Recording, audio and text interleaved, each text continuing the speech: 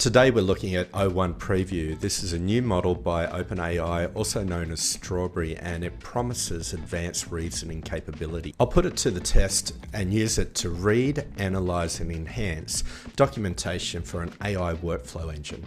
I'm Happy Dave, let's get into it. When I opened up ChatGPT this morning, I had access to the new model, so I went straight to Perplexity and just asked what's going on with this new model, and it's come up with this recently introduced O1 Preview, a new series of models designed to enhance reasoning capabilities, particularly for complex tasks like coding, science, and mathematics. A key feature is enhanced reasoning, and what we've got here is that in tests, the model performed comparably to PhD students. It's working on the idea that with the Mathematics Olympiad, the model achieved 83% success rate compared to the 13% of ChatGPT-4. It's available today for ChatGPT Plus and Team users, but you can only do 30 messages a week at the moment. If you're using it for development point of view through the API, there's some missing capabilities such as function calling. Since we're limited by the number of messages and missing capabilities, the use case today is just to send it a whole lot of notes, documentation, requirement specs around an agent workflow builder that I'm building for myself, and let's just see what it can do. So let's head over to ChatGPT and we'll click on the drop down, and we now have access to O1 Mini and O1 Preview, and I've read up that O1 Mini is, apart from being faster, should be good for coding related jobs. The one we're going to work with today is Preview, so we'll just click on it here. Now to get started, we're going to need some documentation, and I've just come over to a README file for an agent workflow builder, an application designed to work with GPT workflows and different large language models. And there's a bunch of information in here. There's a schema. If we click on the schema, there's a bunch of table information. I want to grab the content of those files. We'll just run this little command. It's going to give us access to the files, and if I run it again without the tree, we'll get all the code as well. I'll just come over and I'm going to put in read and paste it in, so all the information in the three files that I've got, being requirements, schema, and sample workflows, is now ready to go into this ChatGPT. Now I've just added a little instruction in front of this documentation. Can you read the requirements, schema, and sample workflows?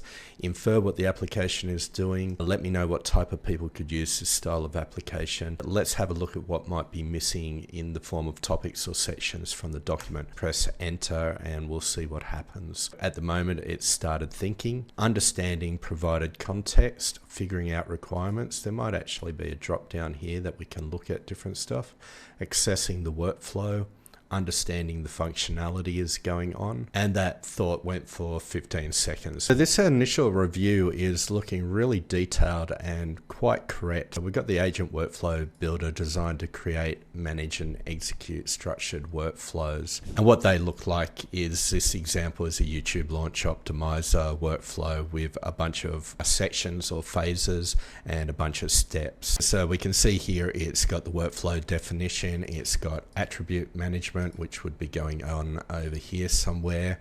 We've also got the prompt customization, and then there's the dynamic execution. So tools like Crew AI and LangChain, they're dynamic execution engines for agents. This is all part of this particular application. Now when we move down to the second section, we've got the types of people that could use a product like this. We've got content creators and marketers, we've got developers, we've got project managers. One of the things it would have said earlier was that it's dealing with human in the loop interactions is what makes it different to an automation agent. And what that meant with, say, the launch optimizer is there could be a section for developing titles for a YouTube video. So there's a bunch of parameters that you can pass in with prompts, and as you go through the different phases, there's human in the loop all the way. If we move down to the next section, which is missing topics, sections for more complete requirements documents, and we've got a lot of information here.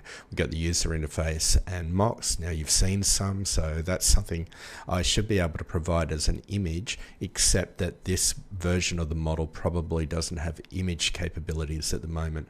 Then we've got things like the access control, error handling. We've got many different areas of software development that need to be developed for the requirements document for this particular application. This is really quite complete. This is a pretty solid outcome. What I'd like to do now is integrate some extra code and examples from an agent as code application, and let's build it into the main requirements. So we've come over to our chat window and we'll just paste in a starting prompt. I'm going to introduce agent as code, domain specific language for you to read and understand.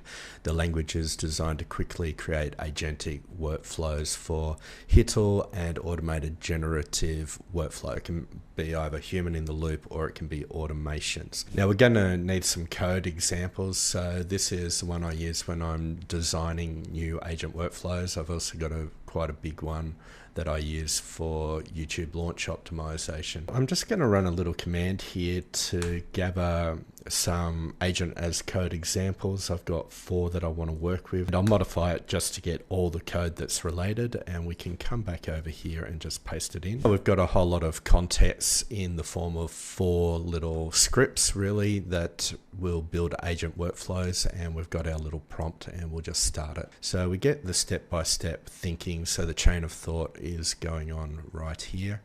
We can minimize that as we go. It thought for 18 seconds. I think it's still in the middle of writing information. But the output we've got here is great. We've got understanding agents as code, and it's talking about it being useful for human in the loop and automated workflows. It's broken down the key components. There's a workflow area for settings like which large language model would you like to use from the beginning, areas for prompts, attributes, and the sections and their steps. So the way workflows operate is there's a primary goal and then there's just phases that you work through with a bunch of steps, and you're just updating data along the way. Now there's the idea of saving the information so it can be exported to places like Crew AI or LangChain. Then we've got some examples. I've done videos on each of these examples in use, so you can see more information on the channel, but we got the YouTube launch optimizer. It's worked out the information that's available there. We got the YouTube outro booster, which is how I write scripts to go from one video to another, and then it's got the agent workflow architect. So it's now related this to the application requirements we did earlier. It's worked out that this is about handling structured GPT workflows in a programmatic way. So I don't tend to use user interfaces to design agent frameworks. I like to use coding constructs, and that's what this is all talking about. It then talks about the implications for users, such as using this to automate the different agentic framework design in CI/CD pipelines. I think this conclusion here really hits the nail on the head with this particular part of the application. By encapsulating workflows in tools, it bridges the gap between development and business users, because it's designed to be usable by business users to design workflows without actually having to know detailed programming examples. Now that we've got some general documentation and agent as code documentation, let's try testing a bunch of different prompts against this information. So the O1 model has come up with 5 different ideas. The first one's being a visual drag and drop workflow editor. Now one of the things to notice, you can expand this to see how it came up with the ideas, and it's working through an analysis and adherence. We got generating visual design ideas, the workflow creation, and making human input easier. So if we move down, the next one it's got is an interactive workflow dashboard, followed by contextual side panels for human interventions. And there's 2 more down here. We've got the comprehensive analytics reporting interface and a reusable templates and components library. Now we're going to work with a couple of these. We'll probably work with the 5th one, reusable templates and component libraries. and the visual drag and drop workflow editor. But I think it might be useful to compare this to GPT-4o. So what I've done is I've got the same question going on here, and I've also fed in a lot of the information that we just used. Plus I've fed in the answers that the O1 preview model gave. So at least the information is the same. So let's just run it and see what this one comes up with. Now side by side we're looking at the O1 preview versus the 4o model. And the first one is implement an intuitive canvas where users can construct workflows by dragging and dropping components. Here we've got the interactive workflow canvas with drag and drop functionality. So headings wise they seem similar. The way this is come up, there's a design idea, there's also the HITL relevance down the bottom, and then a bunch of key features. Here we've just got more detailed sort of components. There's meant to be an example, but it's not showing up in this particular case. Unless I dove deeper into this and tried to use them, I wouldn't be able to say which one is a better technique at the moment. Here we're matching the third item on the O1 model. We've got contextual side panels for human intervention versus prompt customization panel with real-time preview. And similar again, we've got an idea with key features and the human in the loop relevance. This is a good structure, the way this is coming up. Whereas the version over here is also pretty good. It's got a little bit more depth and detail in the items, but there's no design idea or human in the loop relevance in these lists. And this just continues on. So at the moment, I don't have an opinion over one system versus the other. Though where things do improve a little bit with the O1 is when you get to the bottom and there's additional design considerations going on. Let's test out getting a design brief for either Figma or Sketch from two of these examples. So the prompt we're going to test is, can you write a design brief so a human can prototype these ideas in Figma or Sketch for visual drag and drop workflow editor? And we've got the reusable templates and component libraries. It's starting to think. We've got a bunch of ideas of what it's doing. The assistant's tasked with crafting the design brief, and then I'm working on the design brief for the drag and drop editor. Then I'm building the structure for the HITL agent. So I love that we get to see the way it's thinking. We've got a title and introduction and just the areas that it's going to focus on.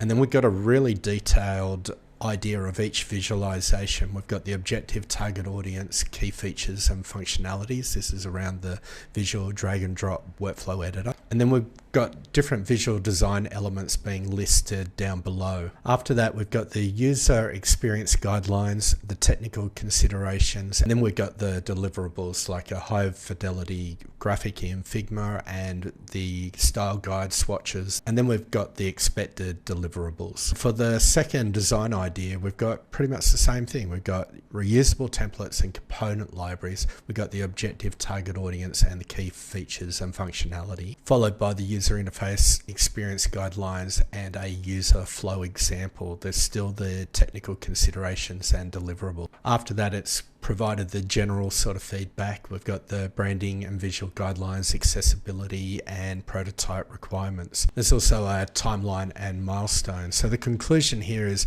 this design brief outlines the essential features and design considerations for prototyping the visual drag and drop workflow editor and the reusable template components library.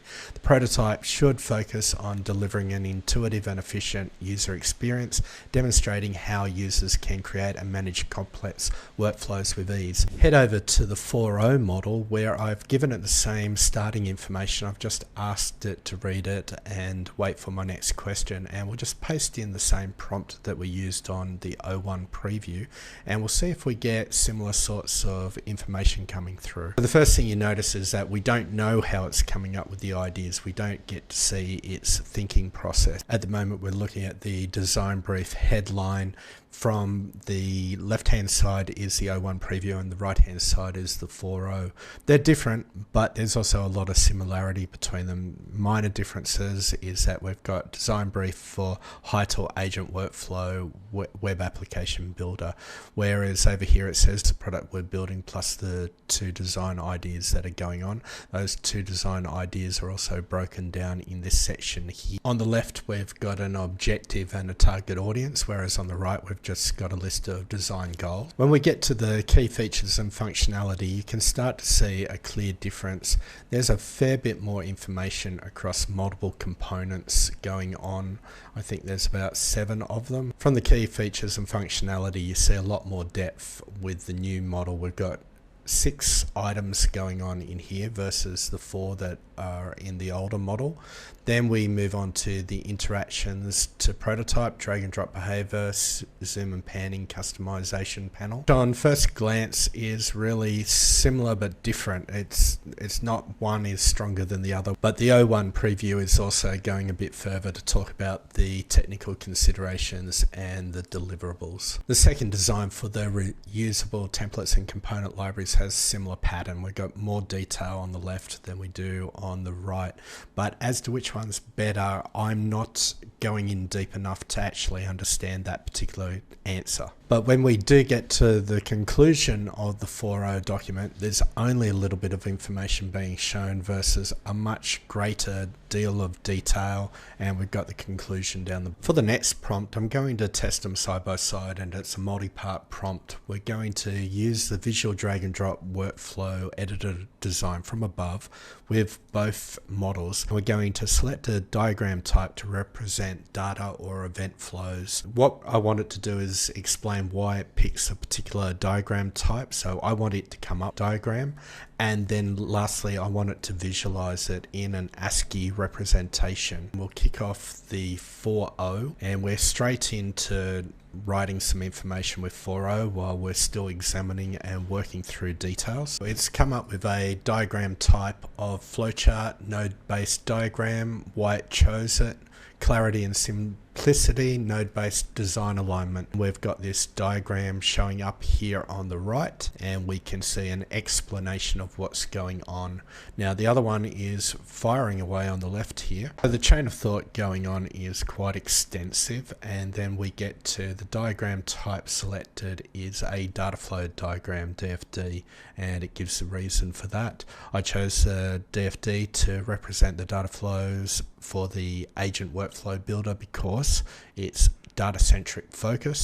It can deal with hierarchies, and it's easy to represent in ASCII, which is the main format that you can do with ChatGPT. For 4o, we've also got a bunch of reasons that when I look through them are quite rational, and I dare say a very nice visualization when I compare it to the source document. So it's taken the source document being the YouTube launch optimizer, and we've got the configure workflow, load the prompt, script summary, script abridgment, and these sorts of concepts are going on right here. You can see as it goes down to new areas. So here we've got the analyze content essence. That's this area here listed. So this is a good diagram, and it's given a good explanation over here on the right. We got create tweet, Facebook post, and LinkedIn, and that sort of stuff is going on here. So I've just had a look through this context diagram and the other DFD diagrams. This is really powerful. Where it's different is that we've just got a visualization of data based on one of the agent as code workflows that I've designed in the past. But when we look through here, we've got various levels of data flow diagrams. The first one being the context diagram, where we've got the user who works with workflow definitions, does inputs, reviews the information. That leads onto the agent workflow builder, where we're defining workflows, executing them, we're interacting with the large language models, and then we're managing the persistence and the retrieval of data stores. There's this next area, prompts and data exchanges with the large language models, and what ones are we using? Are they from OpenAI or Anthropic, etc.? This goes into a little bit more detail as we move on. We've got a detailed data flow where we can look at it individually. So the user defines the workflow and provides some input. So we can see here that process 1 is defining and configuring the workflow and then storing that definition into a data store. Then we move on to process number 2, which is where we might execute a workflow against a large language model. And to do that, we'd need to retrieve the inputs that the user has entered in.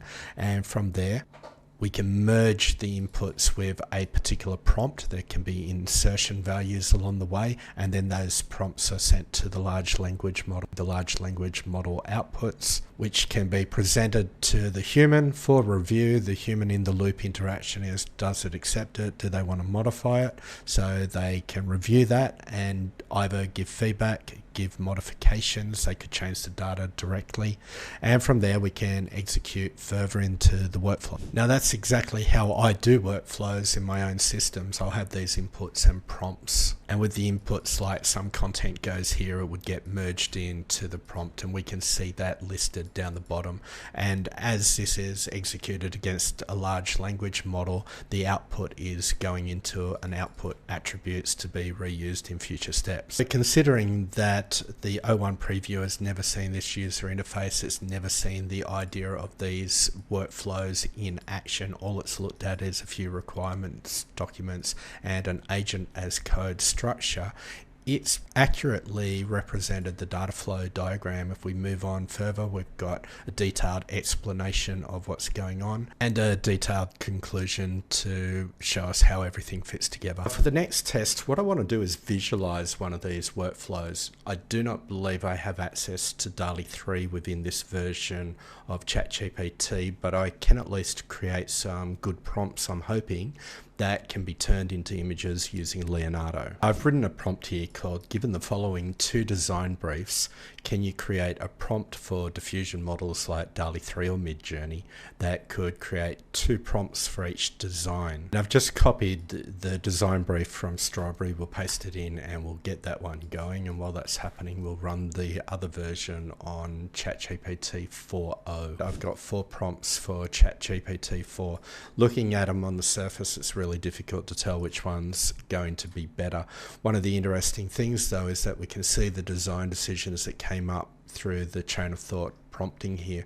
So it's mapping out design considerations, mapping the tasks. One of the areas that it talks about is it policy compliant? And it does that in a couple of areas. So we're not going to have a problem with bad images coming through because of policy things.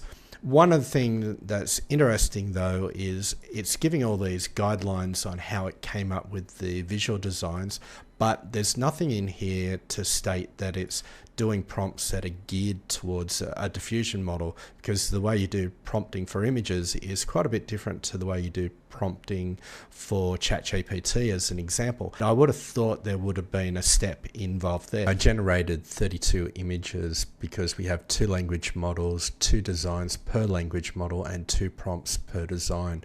And when you generate 4 images for each of them, you end up with 32 of them. So if we click on a couple, we can start having a look at some interesting designs that have come through. I wonder if we can create a little application to showcase all 32.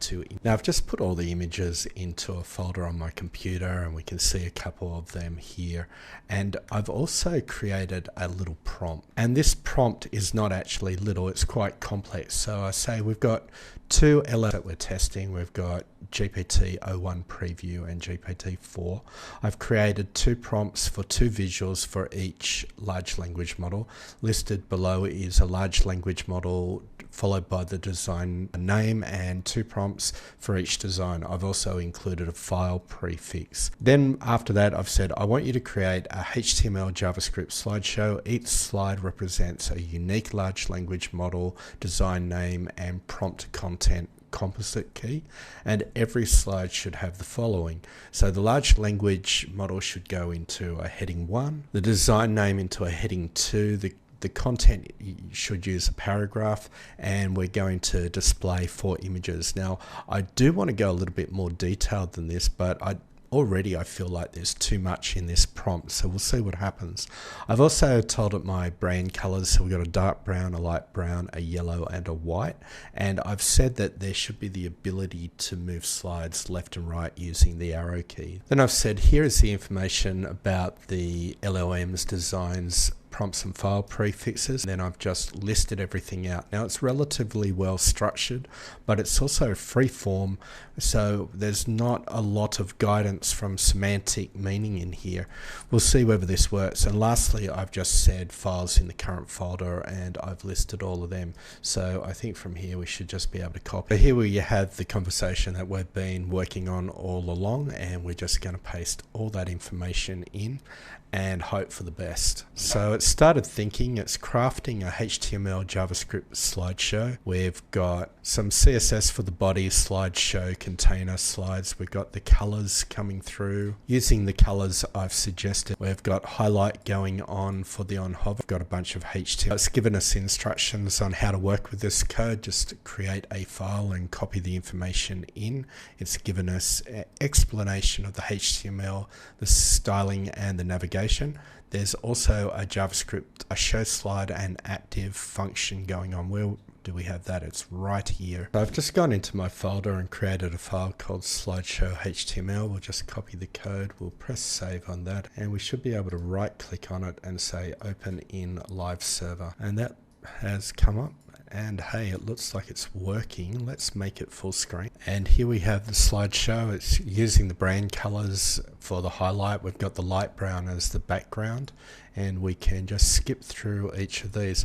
Let's make one little change to it. I would like some buttons that make this all get bigger so that we can see a more detailed view of the image. So I'm just updating the prompt a little bit to say that everything works well. Can you update the user interface so that there are 4 buttons down the bottom left? I don't think I need to tell it to use the highlight colors. It should work. As you hover over the buttons, a image should just become expanded and larger and hopefully take up primary view on the screen. I don't want to lose the headings or the prompt. I still want to be able to visualize that. Now I've gone and copied this, and I'll just bring it up, and it's failed. It hasn't worked the way I wanted, though there's some success. You can see that you can hover over these icons here and see the enlarged image, which is what I wanted, but the arrows to go left and right don't work, and the fact that we don't have the original images on the screen is also a bit of a problem. Now I tried fixing the problem with a prompt. I said when you altered the code you broke the buttons. I've also said you have broken the layout of the original 4 images, and I expected everything to stay as it was, just with 4 new buttons.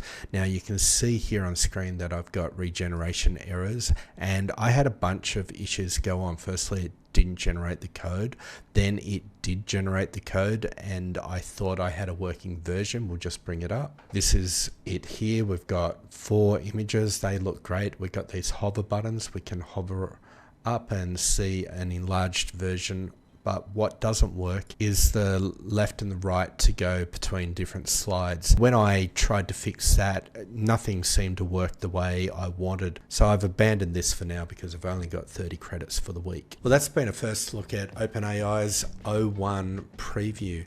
In the next video, I hope to use some of the credits that I've got remaining to create a documentation programming language, basically a DSL. So stay tuned for the next video where we'll be looking at that, or comment and like and subscribe. I'm Happy Dave. See you in the next video.